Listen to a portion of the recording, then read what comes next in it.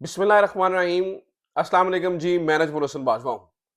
आज 21 फरवरी है और बुध का दिन है।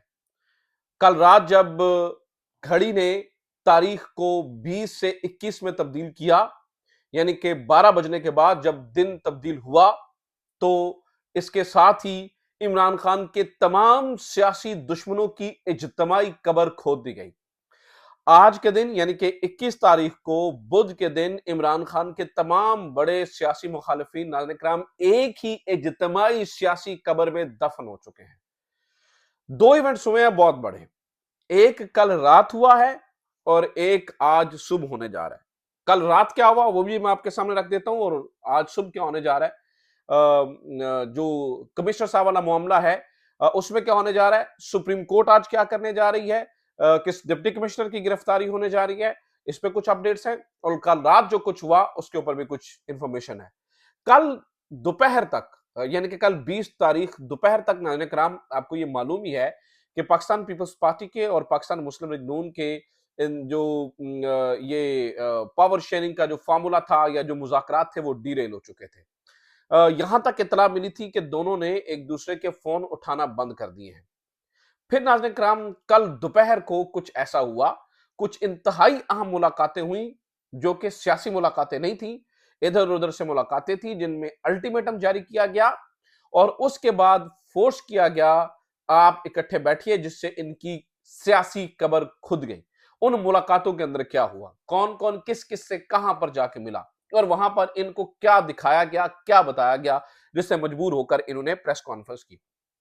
पहले तो सुन लीजिए, कल रात ये दोनों इकट्ठे बैठे और इन्होंने प्रेस कॉन्फ्रेंस में ये ऐलान किया कि ये हुकूमत के अंदर इत्तेहादी बनने जा रहे हैं, यानी कि पाकिस्तान पीपल्स पार्टी और पाकिस्तान मुस्लिम लीग नून ये इत्तेहादी बनने जा रहे हैं, एक पीडीएम 2 टाइप एक गवर्नमेंट बनने जा रही है।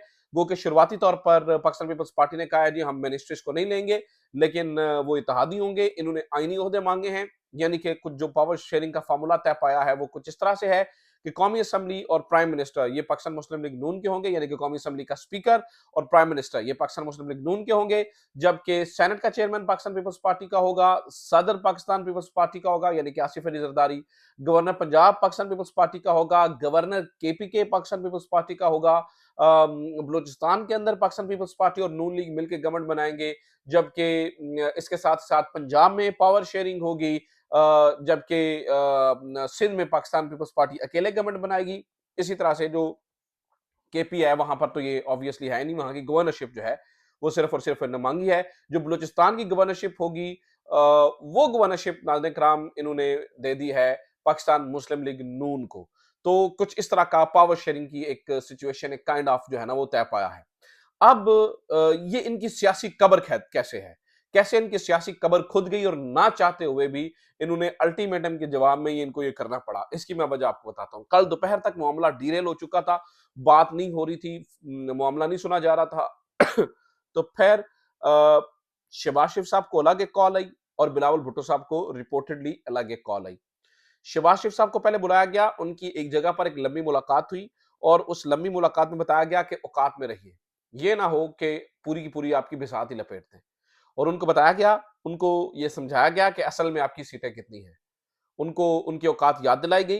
उन्होंने बताया गया कि असल में आपकी सीटें इतनी हैं, आपने ज़रा आड़-फस की तो फिर आपका मक्कू ठप दिया जाएगा। इसके ऊपर शहबाज शरीफ साहब ने ये कहा, रिपोर्टेडली, क्योंकि क्या अंदर बात हुई किसी को कुछ नहीं पता। जो अंदाज़े लगाए जा रहे हैं, यानी कि मुलाकात तो हुई है, उससे जो अंदाज़े लगाए जा रहे हैं मैं उसकी बुनियाद पे आपको बता रहा हूँ कि हम तो मान रहे हैं, पाकिस्तान पीपल्स पार्टी वाले नहीं मान रहे। फिर बिलावल भुट्टो साहब की कॉल गई और बिलावल भुट्टो साहब की एक तवील मुलाकात रिपोर्टेडली मुबैना तौर पर हुई। और इस मुलाकात में बिलावल भुट्टो साहब को भी कहा गया, आप ऊंचा मत उड़िए। उनको भी बताया गया कि आपकी सियासी औकात क्या है। उन्हें भी दिखाया गया कि अगर आप नहीं बैठेंगे तो फिर सिस्टम पूरा लपेट दिया जाएगा। ठीक है, तो अब पाकिस्तान पीपल्स पार्टी और पाकिस्तान मुस्लिम लीग नून के पास दो ऑप्शन थे। एक ऑप्शन तो यह था कि हाथ तो आया मुंह ना लगा वाला हिसाब किया जाए, हम दोनों गवर्नमेंट ना बनाए और सिस्टम लपेटा जाए। लपेटने से मुराद ये है कि असम्बली तहलील हो जाए, दोबारा से इलेक्शन हो और फिर उसमें डायरेक्टली इमरान खान आ जाए और इमरान खान आकर जो है ना वो गवर्न करे। या दूसरा नाज़रीन कराम, एक सूरत हाल ये भी थी कि ये किया जाए कि जितनी देर अभी इक़्तिदार मिलता है उतनी देर इक़्तिदार ले लिया जाए, क्योंकि बाद में तो इमरान खान नहीं आना है, क्योंकि लग ये रहा है। अब सूरत हाल ये है कि नाज़रीन किराम, इमरान खान को इन्होंने इससे पहले भी एक ऑफर की, यानी कि जेल के अंदर भी इमरान खान को कुछ ऑफर की गई है, जिसपे इमरान खान ने सीधा-सीधा पाकिस्तान पीपल्स पार्टी के साथ बैठने से मना किया। और इमरान खान ने कहा कि मैंने असूल की सियासत लड़ी है, मैंने असूल से इलेक्शन जीता है और मैं अब उन लोगों के साथ नहीं बैठ सकता, इनके साथ जो एक दूसरे के ऊपर सिर्फ इलेक्शन में तो इल्जाम लगाते हैं, बाद में इकट्ठे बैठकर हुकूमतें बना रहे होते हैं। क्योंकि आपको पता ही है कि किस तरह से पाकिस्तान पीपल्स पार्टी ये कहती रही है कि तीर और शेर का मुकाबला है।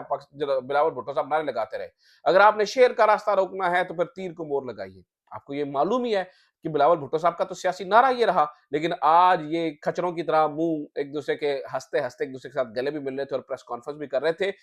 इसकी वजह यह है कि ये मजबूर है। इमरान खान मजबूर नहीं है, इमरान खान ने पूरा सियासी निजाम बदल दिया है। इमरान खान ने कॉन्सेप्ट बदल दिया है पावर पॉलिटिक्स का।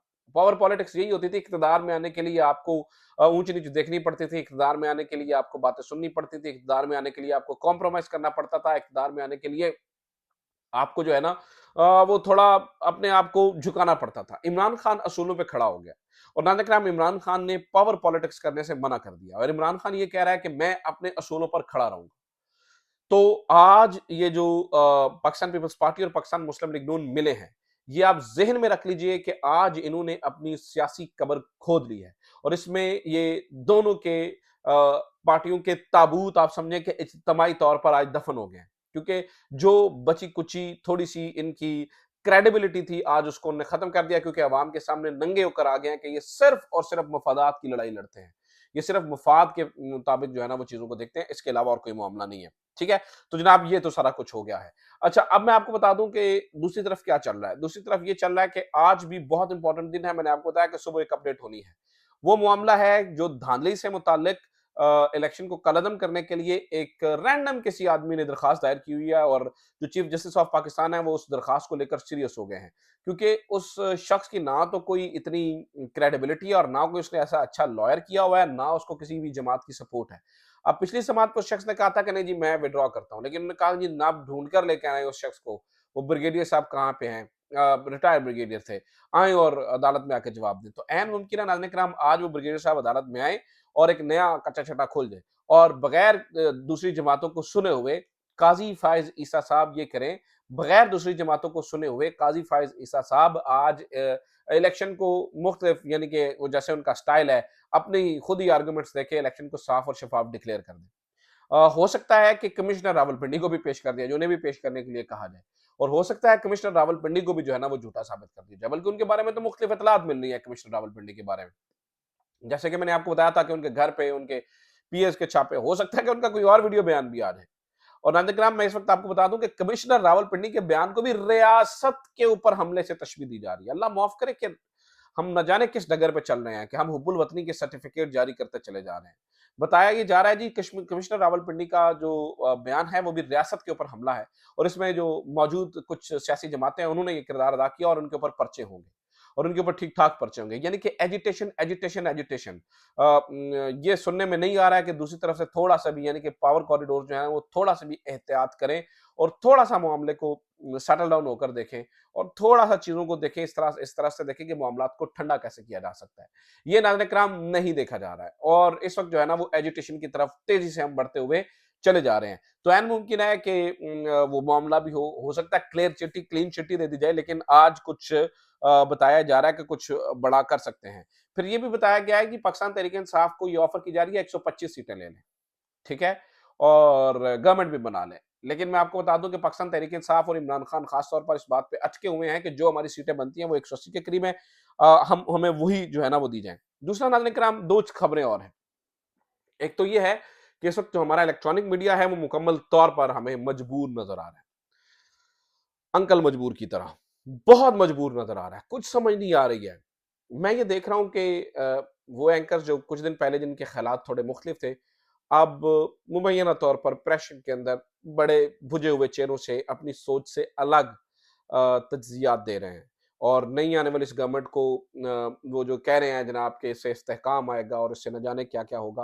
हालाँकि सबको पता है कि इससे कोई इस्तेहकाम नहीं आ सकता है और ये वही लोग थे जो कह रहे थे कि इस्तेहकाम नहीं आएगा, पॉलिटिकल माफ़ करिएगा स्टेबिलिटी नहीं आएगी। वही लोग इसके ऊपर जो है ना वो बात कर रहे हैं। तो ये चीज़ है। इस वक़्त मीडिया को मुकम्मल कंट्रोल करने की कोशिश की जा रही है। एक्स कभी डाउन होता है, कभी उसको इजाज़त दी जाती है। इसी तरह से यूट्यूब के बारे में भी हम सुन रहे हैं कि शायद उसको भी जो है ना वो डाउन कर दिया जाए। इस तरह की भी इत्तलात हैं।